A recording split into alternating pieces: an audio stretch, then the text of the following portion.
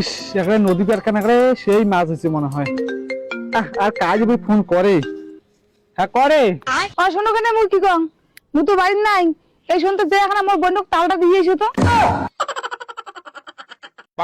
কিসের না রে তোর বোন আমি তাল দিয়ে আইসো? শোনো, মোর বোন যদি বাড়ি না থাকে তাহলে মোর বোনের বড় তাল দিয়ে আসবেন। তুই কি কথা হচ্ছিস রে? মোর বোনক তাল দিয়ে আসেন, মোর বোন যদি বাড়ি না থাকে তাহলে মোর বোনের বড় তাল দিয়ে আসেন। তোর কথা বুঝে মাথা গোড়া করে কিছুই বুঝি দচ্ছুম না। আরে পাগল, আমার বাড়ির নে গাছের তাল। ও হো রে, মুই একেবারে অন্য কিছু ভাবছিলাম। ঠিক আছে, আজই যা দিয়ে আসি লাগছো। একেবারে দেখতো।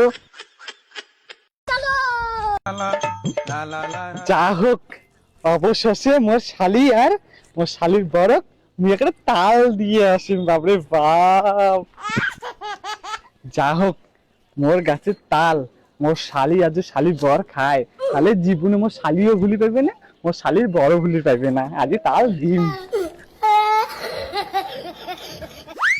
কিরে শালি, বাড়িতে আসিস? কি রে কারে? আরে মুই রে মুই। আরে বোন কোটে রে? হ্যালা বনু, তুই কোন সময় আসলু? আরে এলায় আসলুম, এলায়। বনু, আজ হঠাৎ করে কেন আসলেন? আরে কোষ না, তোর দিদি মোক ফোন করি কইল মুই তো বাড়িতে নাই, এই সময় মোর বোনের যে তাল দিয়ে আইসো।